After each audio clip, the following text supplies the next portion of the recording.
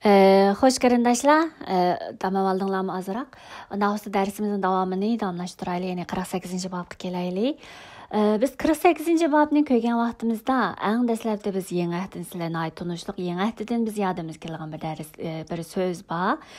Bulubmu biz qaraydiğimizda Yusuf yani atasının ağrıp qalğanlığını to'g'risida xabar olgandan keyin ikki o'g'li bo'lgan Manasseh va Efraimni elib atasının yanına borgan vaqtida Yaqub Yusufning kelganligini anglab yotgan o'rnidan kuchining baricha kuchayib turib, aran o'tirib, ya'ni navrlarga va Yusufga baxt tilaganga oid mazmun bo'lsa 48-bob emasmi? Bayam degan o'xshash bu mazmunni, ya'ni mushu mazmunni xulosalab bergan yangi ahdidagi bir jumla so'z, bir jumla oyat nima desa, İbraniliklar yozilgan xat 11-bab 21 oyat.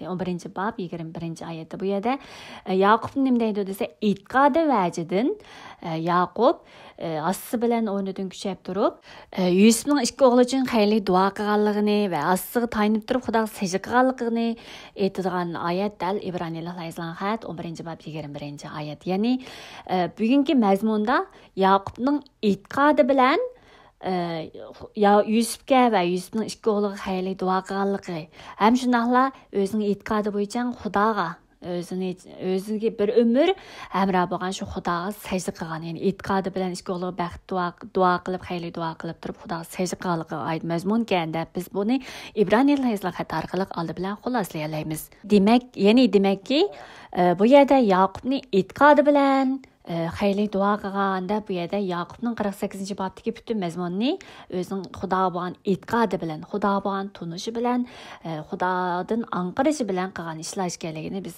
ko'rib o'tamiz. Shuning uchun mushu nuqtai nazar bilan 48-bobni ham ko'rib o'tamiz. Masalan, Yaqub oldi bilan, ya'ni e'tiqodi bilan deyishga sababi Yaqub oldi bilan, ya'ni 3-oyatda 48-bob 3-oyatda hamma qodir Xudo Qanondagi Luzdan yerda menga ko'rinib, menga baxt ato qildi deb Abay degan o'sha shu baxtni ta'kidlab turib, hamda u menga men sening avlodlaringni ko'paytib, ularni ulug' millat qilaman va bu zaminni sening avlodlaringga mangu zaminlik beraman degan edi deb. Bu yerda avlod Xudoning Yaqubga baxt ato qilganligini, ham shuni uningga ko'p avlod va'dasini ato qilganligini, hamda zamin va'dasini berganligini, mangulik shu zaminni mangulikka berganligini deb turib, ya'ni shu Xudo o'ziga shu vaqtda ko'rinib, o'zi bilan ahd tuzgan, ham shu ahdisi bo'yicha bir umr o'zining hayotida Xudo o'zining ahdisini, irodasini, ya'ni Yaqub ustidagi irodasini, shu va'dalarni hammasini tamomlagan shu Xudo ekanligiga bo'lgan shu ishonchi, shu e'tiqodi, shu Xudoga bo'lgan shu ishonchi, shu e'tiqodi bilan bu yerda sajda qilib turib, endi oxirgi mazmun bo'lsa Yusufning ikki o'g'liga xayrlik duo qilgan. Chunki Yaqub o'zimi İsa'nın xayrlik duasini olgan emasmi, otasining xayrlik duasini olgan. Albatta dastlabda bu boshqa vositalar, ya'ni boshqa onasi bilan aldamchilik qilib yurib İsa'ning ko'zini bo'yab turib, erishib olgan xayrlik duo bo'lgan bilan Xudo o'zi Yaqubning ustida shu xayrlik duoni, ya'ni İsa'ga olgan ahdini Yaqubga ham olab, Xudo o'zi Yaqubga baxt ato qilib, shu xayrlik duoni hammasini Yaqubning ustida amalga oshirgan emasmi? Shuning o'xshash o'zi otasidan erishgan shu xayrlik duoga o'xshash. Endi demisam İsa'mi Yaqub yo'li mangan vaqtida, ya'ni Labanning uyiga yo'li mangan vaqtidami Yaqubga otasi İsaq Xudo haqida so'zlaydi emasmi? Va'dasi ahdisi haqida shu duo qilib yo'lga soldi emasmi?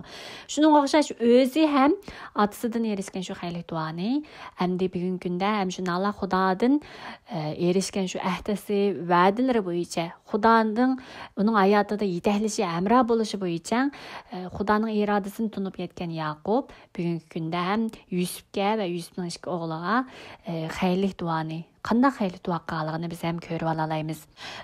Bo'libmi Yusufning xayrlik duosi ichida biz ko'ra oladiganimiz nima desa, birisi Yusufning o'g'illarini o'zining tunji o'g'illik huquqiga, ya'ni tunji o'g'illik huquqiga Yusufning o'g'illarini qo'yib turib qilgan duosini, ya'ni qo'yganligini ham biz yerda tushuna olamiz.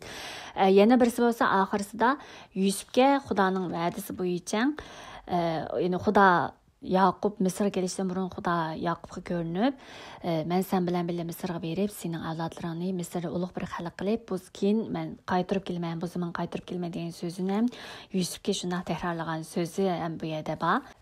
Bo'libmi tunji o'g'illik miros huquqi deganni biz Yaqub Yaqubning hayoti, ya'ni Yaqub to'g'risida so'zlagan vaqtimiz biz tunji o'g'illik miros huquq degan zot nima ekanligini, qanday mohiyatga ega ekanligini biz so'zlab o'tgan edik.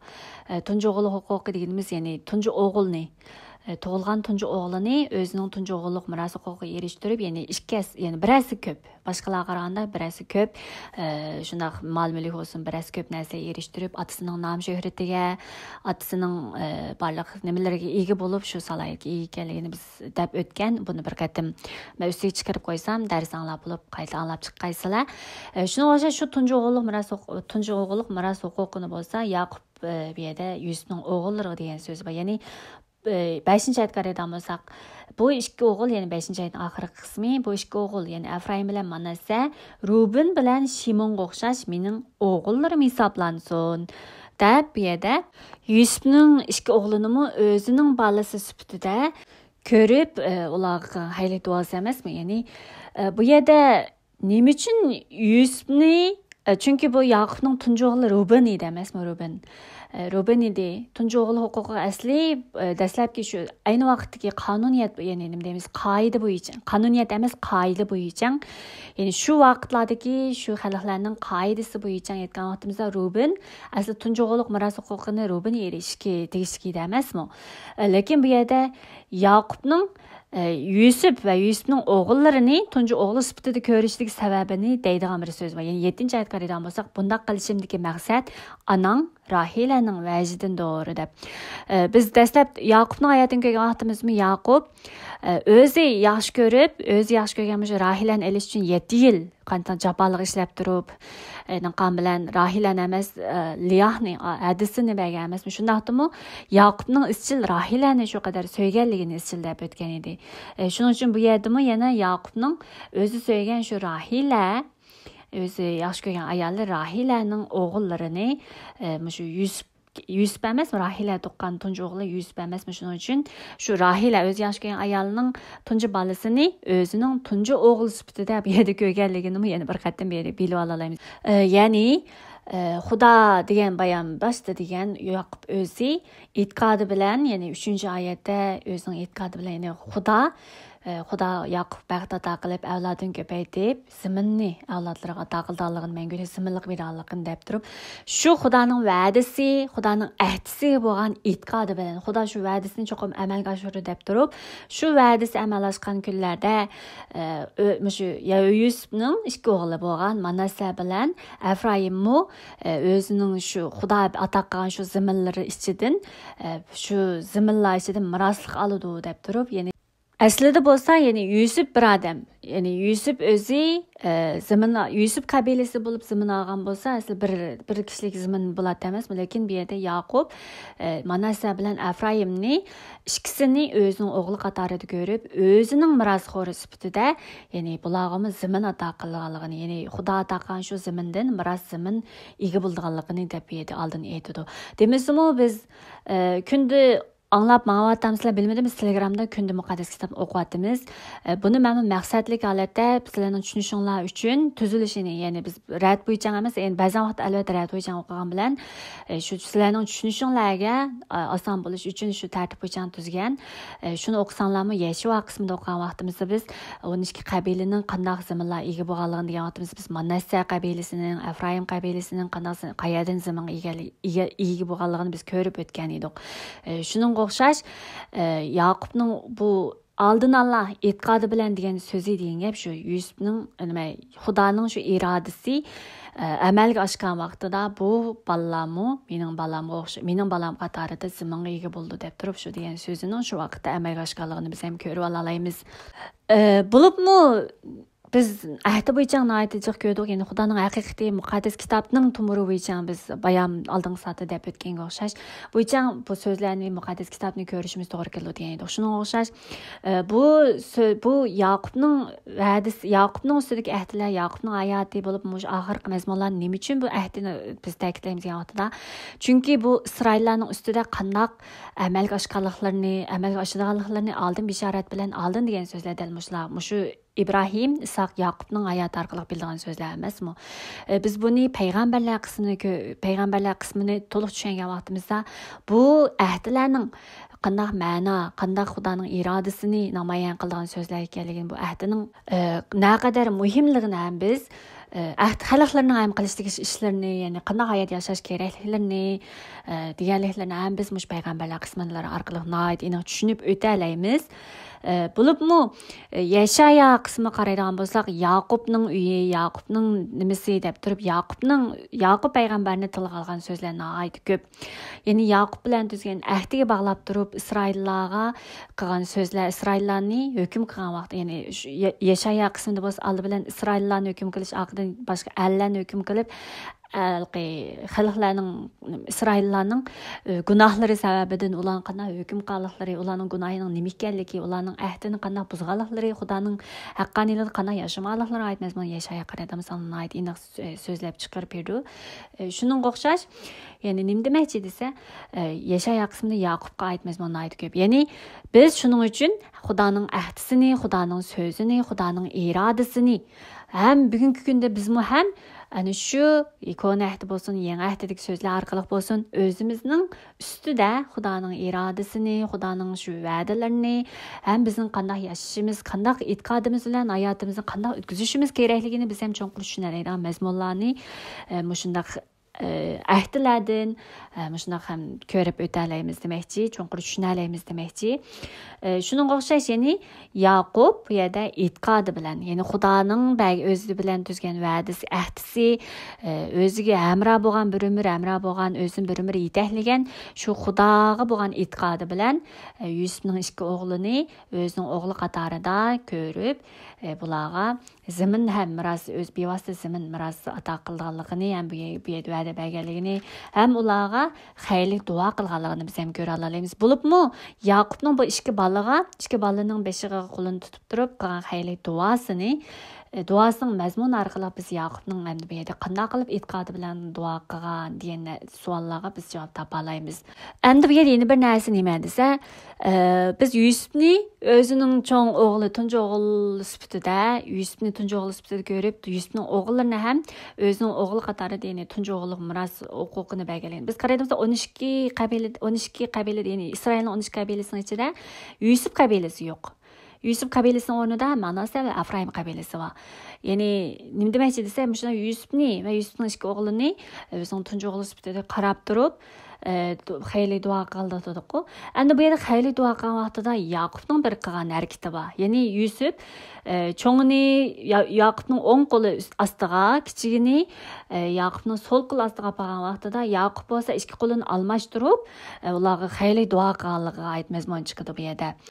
Ya'ni Yusuf keyinmi ham xayrli duosini qilgan vaqtida onun cho'ng o'g'li Manasse emas, Manasseni Yaqubning o'ng qo'liga, Efraimni so'l qo'li qilib Yaqubning qo'lini yo'tkab qo'ysimi, ya'ni norozi bo'lib, ota bu ishingiz to'g'ri bo'lmadi, cho'ng bu o'ng qo'lingiz uning beshiga qo'ygansiz degan vaqtda ham Yaqub rad qilib, bilaman, indisi uningdan kuchli bo'ldi deb turib, Yaqubning o'zining maqsadiga oldi o'ng qo'lini kichigining ustiga, so'l qo'lini cho'ngning ustiga qo'yganligiga aytmazman. Bu yerda biz qarab bilsak, o'ng taraf, o'ng qo'l deganlarni biz to'g'ri qatorida bunday ko'rib, bizmi shunday tushunamiz, shunga o'xshash bir o'ng qo'lini qo'yish degan gap. Ya'ni o'ng qo'lini qo'y degan gap, ya'ni uni ustun ko'rish, cho'ng ko'rish degan o'xshash shunday ma'no chiqadi emasmi? Shunga o'xshash Yaqub o'ng qo'lini enisi Efraimning beshining ustiga qo'yib, so'l qo'lini aksi Manassening ustiga qo'ydi. Bu yerda Efraimni Manassedan cho'ng quvvatishi ham buni payg'ambarlar qismi qarasak amalga oshganligini biz ko'ra olamiz. Efraimni biz aytay bayam degan o'xshash Yeshaya qismini o'qisanlar, ya'ni İsrail'e bölüngen emas, İsrail'in 12 kabilesi bölünüp, şimalini İsrail deb, astını Yahudiya deb ayırganımız padişahlar devrinin Sulayman'ın nemesinden keyin, Sulayman'dan keyin bu İsrail'e iki padişahlık bölün ketken emas mı? Şu vaqt Yeshaya qismi qaraydigan bo'lsanglar, ya'ni şimali padişahlık İsrail'ni ko'p vaqtlarda Efraim deb chaqirdi. Yani Şimali İsrailiyani Efraim deb turib davlatni Efraim aslında bo'lsa Yahudiya deb atagan mazmunlar ko'p uchraydi. Shuning uchun buni yana ko'nakda payg'ambarlar qismlarini ko'proq o'qisanglar mencha tushuna olasizlar. Yani bu yerda Yaqub Xudoning shu irodasini, Xudoning qilmoqchi bo'lgan shu irodasini, ishlarini Xudoga bo'lgan e'tiqodi bilan bu yerda cho'ngini Efraim qilib, ya'ni Yusufning kichik o'g'lini üstün qo'ygan, ya'ni Manasadan üstün o'rin qo'yib turib, Efraimga cho'ngini üstün qo'yganligini biz ham bu yerda ko'rib olamiz. Ya'ni qaraydigan bo'lsak 19-oyatda, ya'ni inisi uningdan kuchli bo'ldi, inisining avlodlari ro'noq topgan ko'p xil xalqlarga aylandi deb turib, bu inisini cho'ng xalqqa, ko'p xalqqa kuchli qilib quvvat emasmi? Shuning o'xshash Shimoliy Isroiliyani Efraim deb ataganligi aytmazmanlarmi? Payg'ambarlar qismi ko'rib olganga o'xshash Yaqubning bu deganining ham keyin amalga qanday amalga oshganligini biz ham ko'ra olamiz. Bayam yana dedik e'tiqodi bilan degan vaqtimizda, ya'ni Yaqubning qanday e'tiqodi bilan bu ikki navrisi qanday duo qilganligi aytmazmuni biz duo mazmuni orqali ko'ra olamiz degan edik.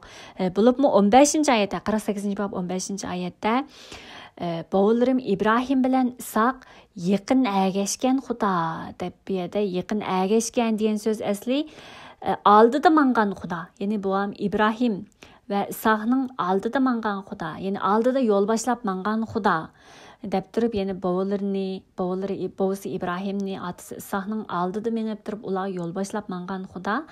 Bu ikki navrisiga, ya'ni Efraim bilan Manasaga ham baxtda taqildiganligini, baxtli qilishini, ham shunday o'zini yetaklagan, o'zini bugunga qadar yetaklagan, bizning kitobimiz yetaklagan deb tarjima qildi. Bu o'zini bugunga qadar beqib kelgan Xudo deydi asli İbraniy tilida ko'rgan vaqtimizda beqib kelgan, baqqan, baxmichilik, ya'ni podichiga o'xshash baqqan deganga o'xshash ma'no chiqadi. Ya'ni o'zini bugunga qadar baqqan. Demismi Yaqub o'zi deydi vaqtida men bir nimadan chiqqan vaqtida otamning yonidan chiqqan vaqtida bir aslan bilan chiqqan deb deydi emasmi? Oldingi bablar biz o'rganib o'tganga o'xshash. Men uydan chiqqan vaqtida qo'limda bir assa batdi deb turib, endi mana qaytgan vaqtimda nurg'un balcha qo'y baqlarim deb ketyapman deb turib labanga degan so'zi bor. Shuningga o'xshash Yaqub o'zining hayotida o'zini qandaq xim-xatarlardan qutqizib qolmay, ya'ni o'zini qandaq ta'minlab Yaqub dastlabda 28-bob qaraydi. Ammo Yaqub Xudo Yaqubni chaqirgan vaqtida Yaqub deydimiz, "Meni yemak-ichmak, kiyim-kechak ta'minlasang, men senga ergashaman, topqanlarim ondan birini beraman" deb Yaqub o'zim degan emasmi? Shuningga o'xshash Yaqub o'zi deganiga o'xshash o'zini umr bo'yi hozirga qadar, kunning hozirga qadar o'zini ta'minlab, yemak-ichmak, kiyim-kechak degan o'zi talab qilgan o'xshash, shundan narsalarni ta'minlab, o'zini beqib, o'zini yetaklab, o'zini shunday padishlarga o'xshash boqib, hamroh bo'lgan shu Xudo. Ana shu Xudo meni bugunga qadar shunday baqqan, menga bugunga qadar hamroh bo'lgan, yetakchilik qilgan Xudo ham navrlariga baxtda taqilishini bu yerda da'vat qilgan biz ko'ra olamiz. Ham shundaqla Yaqubni balo qazolardan saqlab qutqizgan farishta bu yerda aksi Asavdan hatto Shekemda balları Shekem xalqini qirab etgan vaqtida ham bu qo'rqinish ichida turgan vaqtida farishta ko'rinib qolgan vaqtlar bor emasmi? Shuning o'xshash bu barliq xim-xatar vaqtida, balo qazo vaqtlarda buni qo'g'digan, qutqizgan deb yerda qutqizgan degan so'z bu yerda gal degan so'z bilan ifodalandi. Bu gal degan gap payg'ambarlar qismini o'qisanglar bu qutqizg'ichi, amjamat qutqizg'ichi deb tarjima qilingan so'z. Ya'ni bu degan nima desak, biz Yahudaning qismini o'rgangan vaqtimiz buni alayda ta'kidlagan.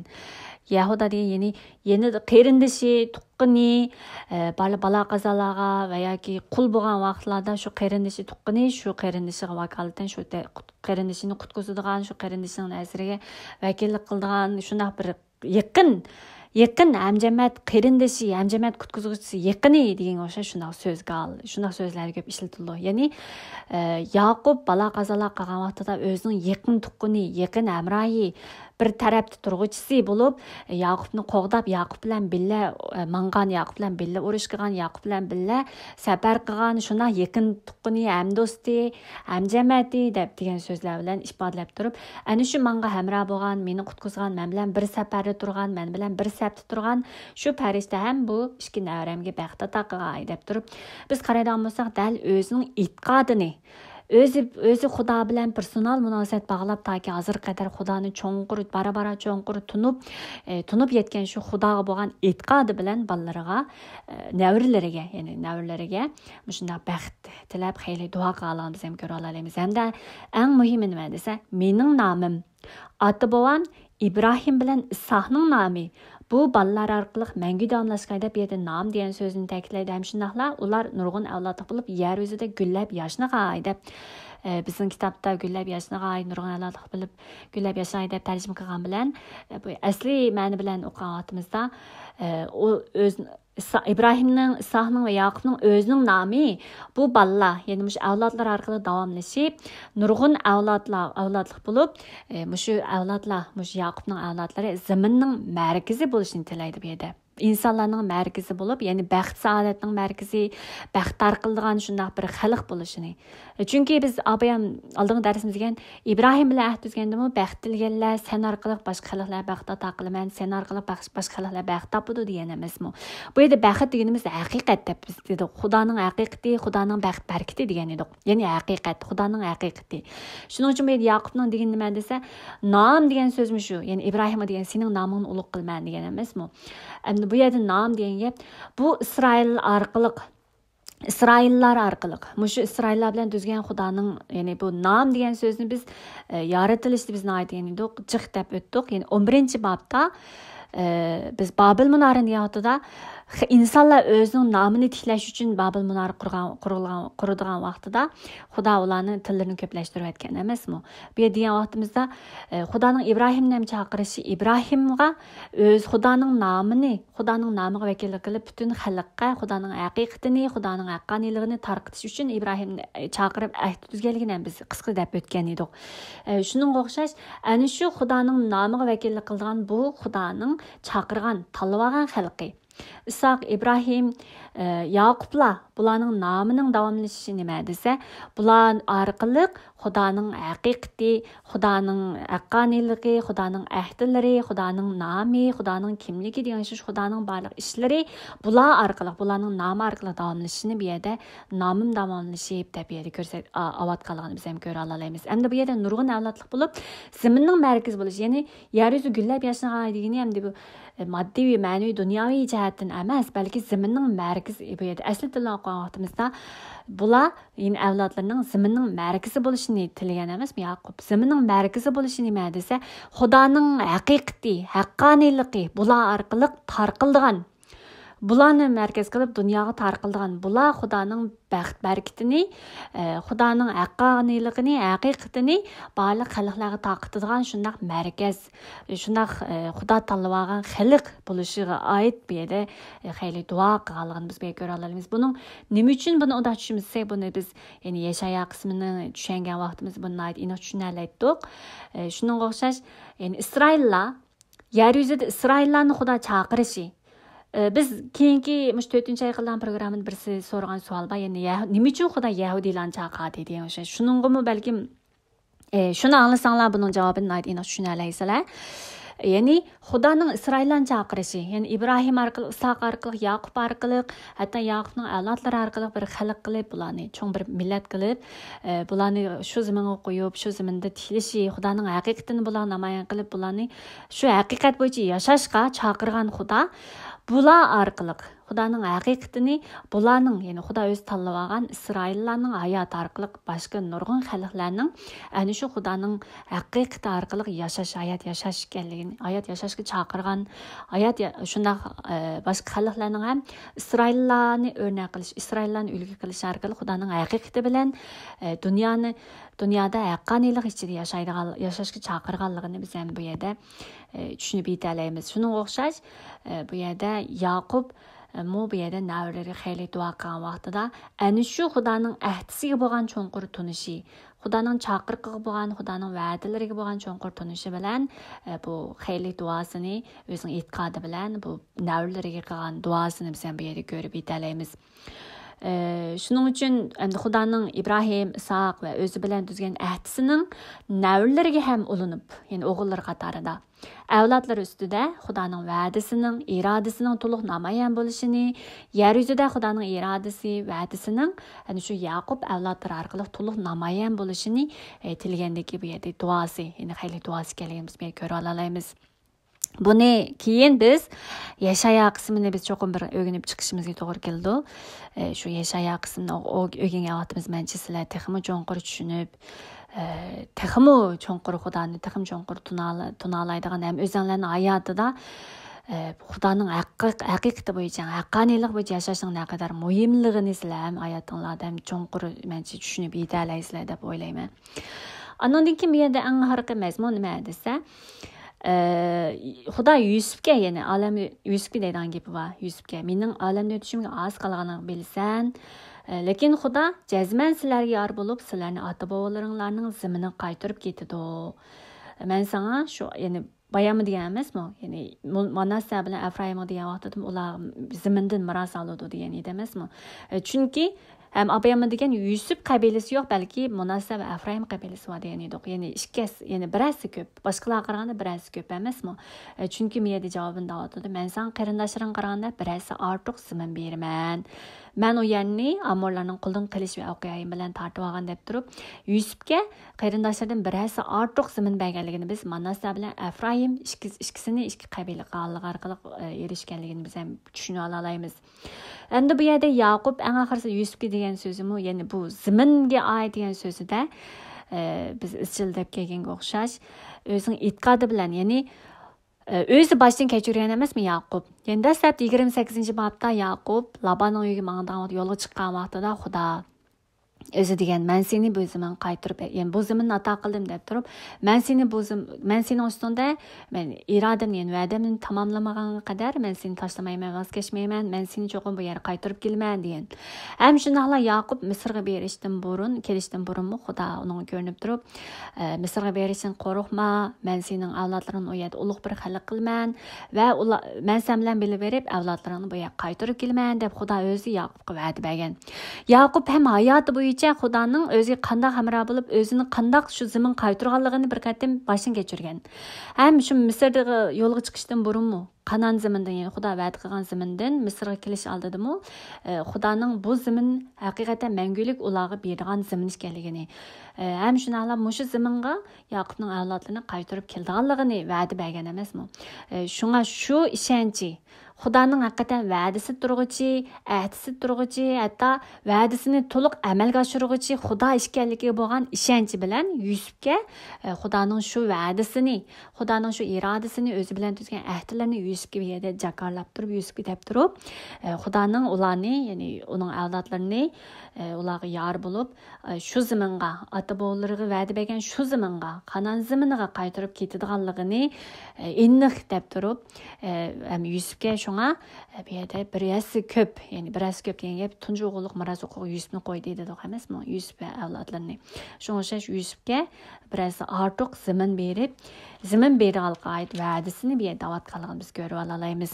Ya'ni shunday qilib biz Yaqubning hayoti orqali Xudoning Ibrohim bilan tuzgan ahdisini, İsaq qulab hatta Yaqubga bergan va'dasini qanday qilib buning hayotida texmi konkretlashtirib, texmi aniqlashtirganligini biz ham ko'rib o'tgan bo'ldik.